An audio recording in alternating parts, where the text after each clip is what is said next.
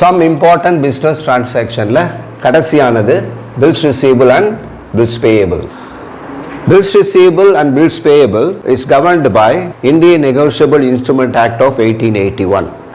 இப்போ நான் சொன்ன அந்த ஒரு சட்டத்தினால இது கட்டுப்படுத்தப்படுகிறது. அந்த சட்டம் வந்து பில்ஸ் ஆஃப் எக்ஸ்சேஞ்சுக்கான சட்டம்.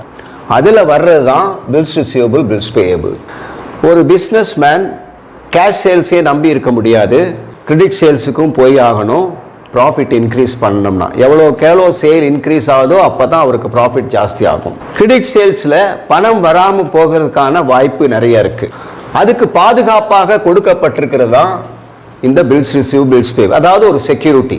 இது வந்து ஒரு பெரிய சாப்டர். இதை சுருக்கமாக உங்களுக்கு சொல்லிடுறேன். இந்த பில்ஸ் ஆஃப் எக்ஸ்சேஞ்ச் அப்படிங்கிறது ஒரு ப்ராமிஸ். செல்லரால் எழுதப்பட்டு பையரால் அக்செப்ட் பண்ணி வர்ற ஒரு லீகல் டாக்குமெண்ட். அவர் எழுதும்போது மட்டுமே அது வந்து லீகல் ஆகிட முடியாது. அதை பையர் வந்து அக்செப்ட் பண்ணி ஆகணும். ஆனால் தான் உங்களுடைய சம்ஸ்ல எல்லாம் பார்த்தீங்கன்னா பில் ட்ரான் அண்ட் அக்செப்டட்னு கொடுத்துருப்பாங்க.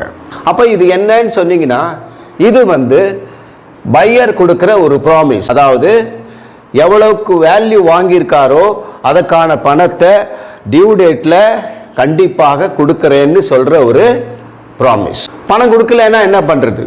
நீங்கள் சட்டப்படி லீகல் ஆக்ஷன் இதுக்கு எடுக்க முடியும். பையர் மேலே ஒரு லீகல் ஆக்ஷன் எடுத்து நீங்கள் கண்டிப்பாக அந்த பணத்தை திரும்பி வாங்கிக்க முடியும். அதனால தான் இதை எல்லாருமே ஃபாலோ பண்ணுறாங்க. இது வந்து எக்ஸ்போர்ட் இம்போர்ட்டில் தான் நிறைய யூஸ் பண்ணுறாங்க. இப்போ உங்கள் சிலபஸில் இந்த சில ஜேர்னல்ஸ் கொடுத்துருக்காங்க, நம்ம அதை மட்டுமே நம்ம பார்ப்போம். ரைட். ஒன்று என்னன்னு சொன்னீங்கன்னா when the bill is drawn and accepted, உங்களுக்கு கொடுத்துருப்பாங்க bill drawn and accepted. அப்போ என்ன என்ட்ரி வரும்னா bills receivable account debtor to buyer. bills receivablங்கிறது ஒரு அசெட்.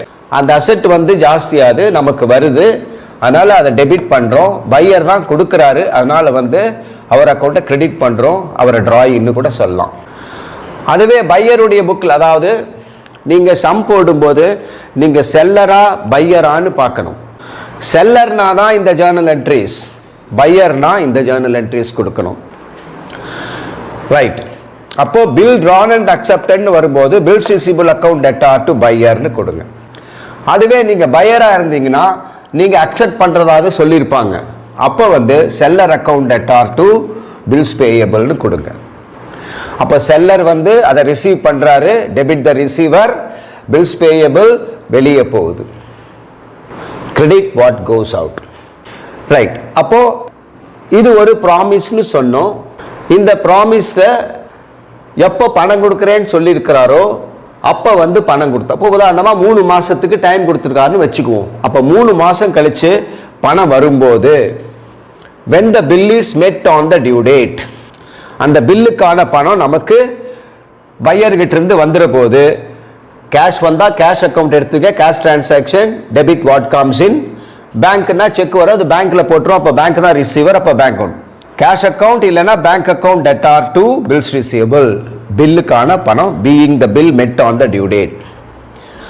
அதுவே நீங்கள் பையராக இருந்தீங்கன்னு சொன்னால் நீங்கள் என்ன ஜேர்னல் என்ட்ரி கொடுக்கணும்னு சொன்னால் bills payable account debtor to cash. Bills payable உங்களுக்கு திரும்பி வருது, பணம் உங்களுக்கு வெளியே போகுது. இப்போ பில் டிரா பண்ணணும், சொன்ன தேதியில் பணம் வந்தாச்சு. இது வந்து ஒரு லீகல் டாக்குமெண்டா இருக்கிறதுனால ஒரு அட்வான்டேஜ் என்னன்னு சொன்னா, அந்த பில்லை வந்து நீங்களே வச்சிருந்து 3 மாசம் கழிச்சு அவர்கிட்ட பணம் வாங்கிக்கிறதுக்கு, அதாவது பையர்கிட்ட இருந்து பணம் வாங்கிக்கிறதுக்கு பதிலாக what you can do is you can discount the bill with the banker. உங்களுக்கு முன்னாடியே பணம் தேவைப்பட்டதுன்னா அதை பேங்க்ல கொடுத்து பணமா மாத்திக்கலாம். பேங்க் வந்து பையர்கிட்ட இருந்து வசூல் பண்ணிப்பாங்க. அதான் இதில் ஒரு பெரிய அட்வான்டேஜ். அப்போ பேங்க்ல டிஸ்கவுண்ட் பண்ணினா என்ன என்ட்ரின்னா பேங்க் அக்கௌண்ட் டெட்டார், பேங்க்குக்கு பணம் போயிடுது. டிஸ்கவுண்ட் அந்த வசதிக்காக பேங்க்ல ஒரு சின்ன அமௌண்ட்டை பிடிச்சிக்குவாங்க, அந்த அமௌண்ட்டு அது உங்களுக்கு லாஸு. பில்ஸ் ரிசீவபிள் பூரா டோட்டல் அமௌண்ட்டுக்கு. அப்போ பேங்க் அக்கௌண்ட் டெட்டார் எவ்வளோ பணம் உங்களுக்கு கிடைச்சதோ அது, டிஸ்கவுண்ட் அக்கௌண்ட் அதனால் உங்களுக்கு எவ்வளோ செலவு வந்துச்சோ அது, மொத்த பில் அமௌண்ட் வந்து கிரெடிட் கொடுத்துட்றோம். அவர் வந்து 3 மாசம் கழிச்சு தான் அவர் வந்து நமக்கு பணம் கொடுக்குறேன்னு சொல்லியிருக்காரு. அந்த நடுவில் நம்ம என்ன பண்ணாலும் அவருக்கு அதை பற்றி கவலை இல்லை. அதனால் அவரை பற்றி என்ட்ரி பற்றி அவருக்கு கவலை இல்லை. இப்போ எப்போ பணம் கொடுக்கறதாக பையர் சொன்னாரோ அந்த டேட்டில் பேங்க் வந்து பையர் கிட்ட பணம் கேட்பாங்க. பையர் பணத்தை கொடுக்க மறுத்தார், if the buyer refuses to make the payment, it is called dishonor. அப்போ பேங்க் என்ன செய்வாங்கன்னு சொன்னா, அவங்க பணம் கொடுத்துருவாங்கன்னு சொல்லிட்டு பேங்க் வந்து நமக்கு பணம் கொடுத்துட்டாங்க. இப்போ அவர் பணம் கொடுக்காத பட்சத்தில் பேங்க் வந்து நம்ம கிட்ட இருந்து அந்த பணத்தை எடுத்துக்குவாங்க. அப்போ அதுக்கு என்ன என்ட்ரி கொடுக்குறோம்னா, பையர் அக்கௌண்ட்டை டெபிட் பண்ணி பேங்க் அக்கௌண்ட்டை நம்ம கிரெடிட் பண்ணுறோம். அவர் அங்கே என்ட்ரி கிடையாது.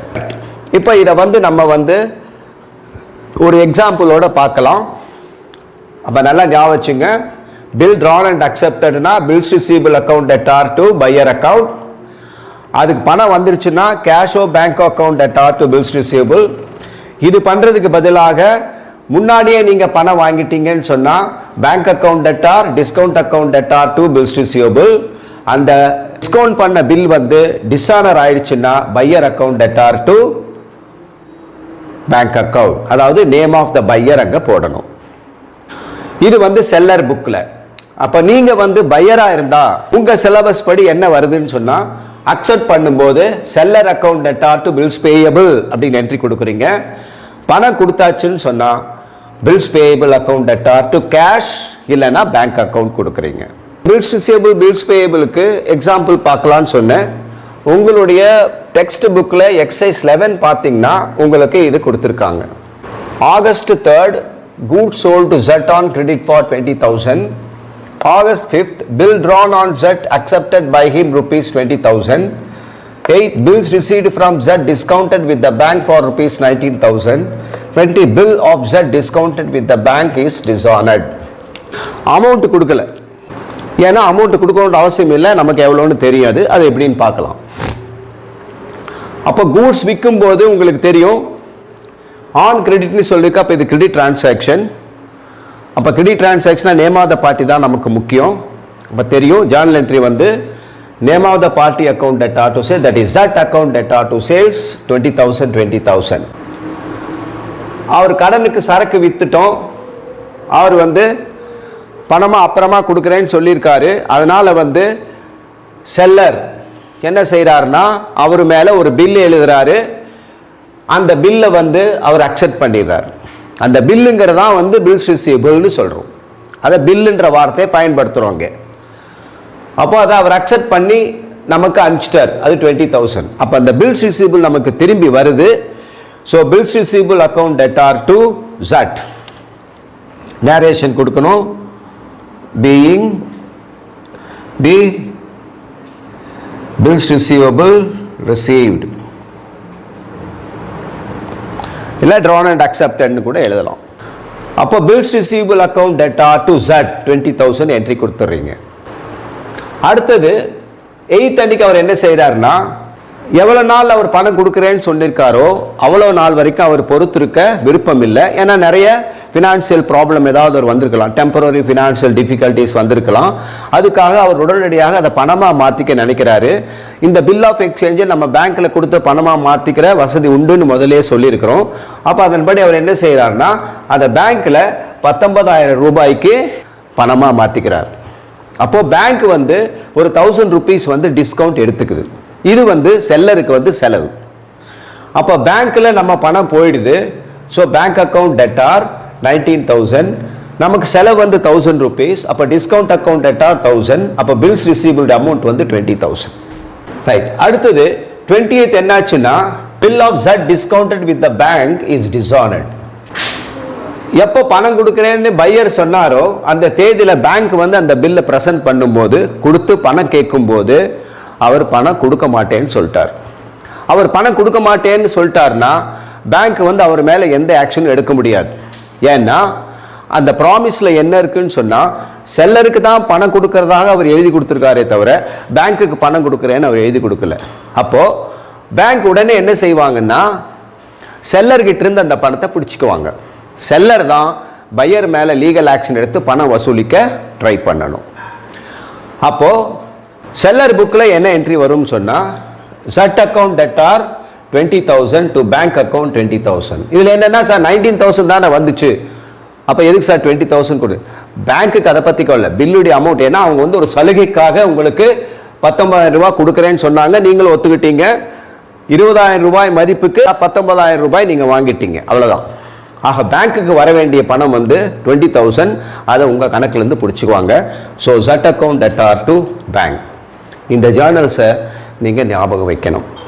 அடுத்த எக்ஸாம்பிள் வந்து எக்ஸசைஸ் 9ல் கொடுத்துருக்காங்க. அதில் பார்த்தீங்கன்னா நம்ம வந்து பில் அக்செப்ட் பண்ணுறோம். போன எக்ஸாம்பிள் என்ன பார்த்தீங்கன்னா, நம்ம வந்து சரக்கு விற்றோம், அடுத்தவங்க அக்செப்ட் பண்ணி நமக்கு கொடுத்தாங்க. இப்போ இந்த எக்ஸாம்பிள் என்ன பார்த்தீங்கன்னா, நம்ம வந்து பையராக இருக்கிறோம், பிஸ்னஸ் வந்து பையராக இருக்கு.